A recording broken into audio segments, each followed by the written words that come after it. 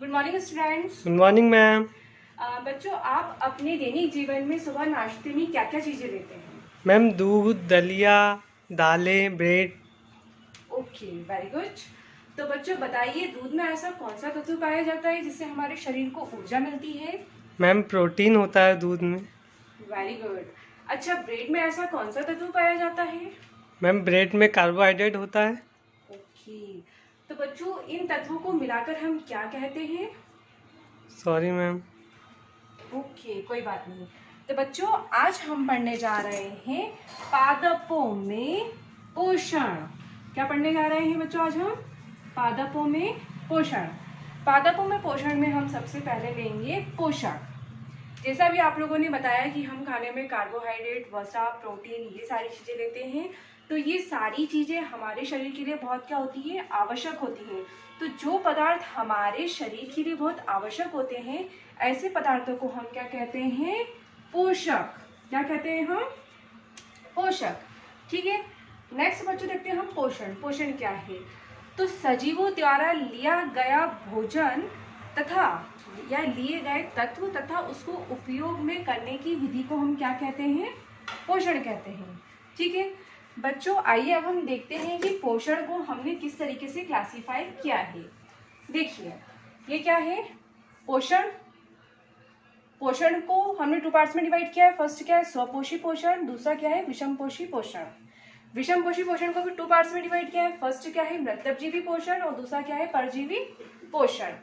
स्वपोषी पोषण से ही, शब्द से ही तात्पर्य यह निकल रहा है कि स्वयं द्वारा बनाया गया भोजन। तो जो जीव अपना भोजन स्वयं बना लेते हैं उन्हें कहते हैं स्वपोषी। जैसे कि पौधे, पादप जो कि अपना भोजन स्वयं बनाते हैं, वो किसी पर निर्भर नहीं होते हैं। सेकेंड है यहाँ पे विषमपोषी पोषण। ऐसे पोषण जो अपने पोषण के लिए दूसरों पर निर्भर होते हैं उन्हें हम कहते हैं विषमपोषी पोषण। जैसे कि मनुष्य, हम किस पे डिपेंड है? पौधों पर डिपेंड है। ठीक है, या फिर हम किसी जानवर पे डिपेंड है।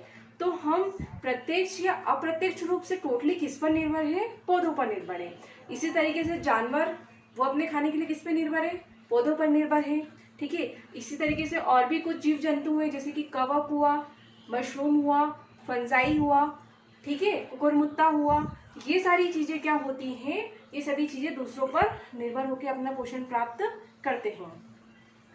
अब विषमपोषी को हमने जो टू पार्ट्स में डिवाइड किया है, उसमें फर्स्ट है मृतजीवी पोषण। मृतजीवी पोषण वो होता है ऐसे जीव जो सड़े गले पदार्थों से अपना पोषण प्राप्त कर रहे हैं, उन्हें हम कहेंगे मृतजीवी पोषण। मृतजीवी पोषण का उदाहरण है जैसे कवक, फंजाई, ठीक है, मशरूम।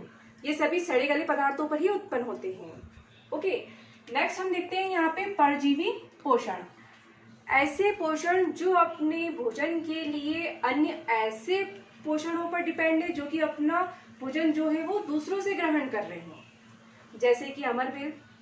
ठीक है, अमरबेल आपने देखी होगी। अमरबेल किसी भी पेड़ के चारों तरफ क्या हो जाती है? पूरी लपेट लेती है। ये जड़ इसमें होती है, बारीक बारीक जड़ें, जो जड़ के माध्यम से क्या करती है? उसको जकड़ लेती है और उसके सारे पोषक तत्वों को ग्रहण करके अपने में संचित कर लेती है, जिससे वो जीवित हरी भरी रहती है।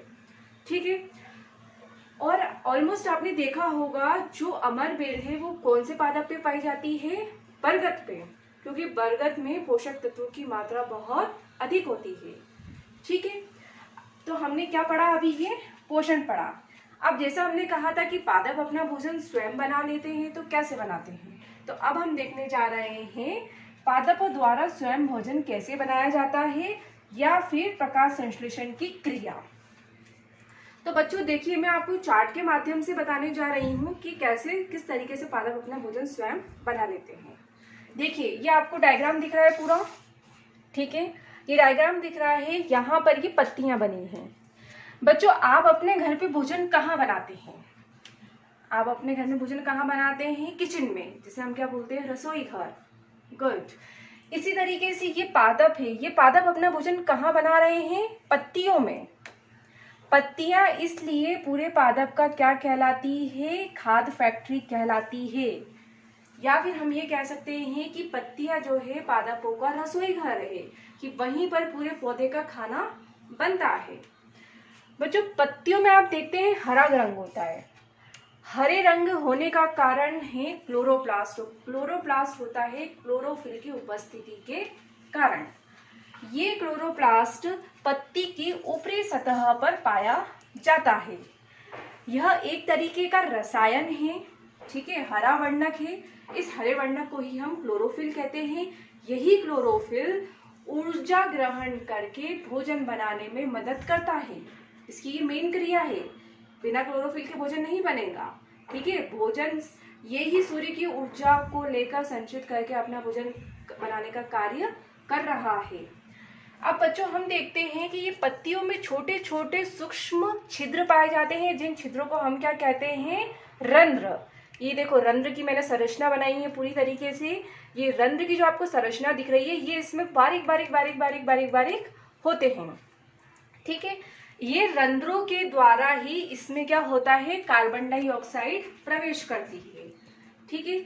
ये कार्बन डाइऑक्साइड प्रवेश करती है तथा जो ये जड़ें दिख रही हैं आपको पौधों की, इन जड़ों के माध्यम से खनिज तथा जल तने की सहायता से पत्तियों में प्रवेश करता है, ठीक है। अभी क्या देखा आपने कि पत्तियां जो है स्टोमेटा से या रंध्र द्वार से जो भी वातावरण में कार्बन डाइऑक्साइड है उसे ले रही है, ठीक है। और जड़ों के माध्यम से क्या ले रही है, खनिज और जल ले रही है, ठीक है। और सूर्य की ऊर्जा ग्रहण कर रहा है, ठीक है, क्लोरोफिल कर रहा है, सूर्य से ऊर्जा प्राप्त करके यहाँ पे संचित कर रहा है। तो ये टोटल मिला के सारे क्या कर रहे हैं, एक क्रिया कर रहे हैं। और इस क्रिया से क्या बन रहा है, ऑक्सीजन प्लस ग्लूकोज, ठीक है। तो जो ऑक्सीजन है बच्चों, वो ऑक्सीजन वातावरण में निर्मुक्त हो जाती है, जिसे हम लेते हैं। हमारे जीवित रहने के लिए क्या जरूरी है, ऑक्सीजन। तो ऑक्सीजन किसके माध्यम से ले रहे हैं, पेड़ पौधों के माध्यम से, ठीक है। और जो ग्लूकोज बना है बच्चों, वो ग्लूकोज क्या होता है, स्टार्च के रूप में परिवर्तित हो जाता है। और यही स्टार्च पूरे पौधों में भविष्य के लिए संचित हो जाता है, जिससे आप देखते हैं कि हमें फल प्राप्त होता है, ठीक है। फल भी ग्लूकोज का ही एक कारण है। अब बच्चों हम बात करें कि अगर ये प्रकाश संश्लेषण की क्रिया नहीं होती तो क्या होता। क्या पौधे जीवित रहते बिना प्रकाश संश्लेषण की क्रिया के? नहीं। क्या हम जीवित रहते? नहीं। क्योंकि देखिए पौधे अपना भोजन कैसे बना रहे हैं, पौधे अपना भोजन क्यों बना रहे हैं, और वो हरे भरे कैसे, उनमें फल फ्रूट कैसे बन रहा है, सारी चीजें किस पे डिपेंड है, ऊर्जा पे, ठीक है। तो वो ऊर्जा से अपनी सारी चीजें ग्रहण कर रहे हैं, सूर्य की रोशनी से अपना सूर्य की ऊर्जा से प्राप्त कर रहे हैं तथा भोजन बना रहे हैं। और वही भोजन हम ग्रहण कर रहे हैं, ठीक है, वही भोजन जानवर ग्रहण कर रहे हैं। इस तरीके से ये पूरी साइकिल चल रही है। अगर ये सूर्य का प्रकाश नहीं होगा तो इस पृथ्वी पे ना तो पेड़ पौधे होंगे, ना तो जीव जंतु होंगे, ना तो मानव होंगे, ना भी किसी प्रकार का कोई यहाँ पे दृश्य दिखेगा आपको। ये पूरा जो ग्रह है, पृथ्वी ग्रह, ये एक बंजर के रूप में दिखाई देगा, ठीक है बच्चों। बात समझ में आ गई। तो आज हमने क्या पढ़ा बच्चों, आज हमने पढ़ा सबसे पहले पोषक, पोषण, पोषण के प्रकार, उसके बाद में हमने पढ़ा तब कैसे अपना भोजन बना लेते हैं, प्रकाश संश्लेषण के लिए किस तरीके से होती है, ठीक है। ये आज हमने पूरा अध्ययन किया है बच्चों। अगर आप चाहें तो ये जो क्रिया हो रही है, इस क्रिया को हम एक समीकरण के रूप में भी दिखा सकते हैं, ठीक है। कैसे दिखा सकते हैं कि CO2 मिल रही है हमको, ठीक है। CO2 के साथ में क्या मिल रहा है, हमें जल मिल रहा है, सूर्य से ऊर्जा मिल रही है, पत्तियों में क्लोरोफिल उपस्थित है। ये चारों क्रिया करके क्या बना रहे हैं, ऑक्सीजन और ग्लूकोज। तो आप इसे एक समीकरण के रूप में भी याद रख सकते हैं, जो आपको हमेशा याद रहेगा। थैंक यू सो मच बच्चों। अब मैं आपको कुछ क्लास वर्क दे रही हूँ, वो क्लास वर्क आपको कंप्लीट करना है प्रॉपरली, अभी करना है। ये कुछ रिक्त स्थान मैंने छोड़े हुए हैं जिनमें आपको भरना है। जैसे परपोषी, परपोषी के यहाँ पे आप 2 उदाहरण लिखिए। मृत्यजीवी, मृत्यजीवी के 2 उदाहरण लिखना है। स्वपोषी, स्वपोषी के 2 उदाहरण लिखना है। विषमपोषी, विषमपोषी के आपको यहाँ पर 2 उदाहरण लिखना है। Okay, understood. और आपका होमवर्क है जो आपको घर से करके लाना है, वो यह है कि पादप अपना भोजन किस प्रकार बनाते हैं। आपको समझ में आ गया होगा कि बिना पादप के तो कुछ संभव ही नहीं है, कुछ पॉसिबल ही नहीं है, ठीक है।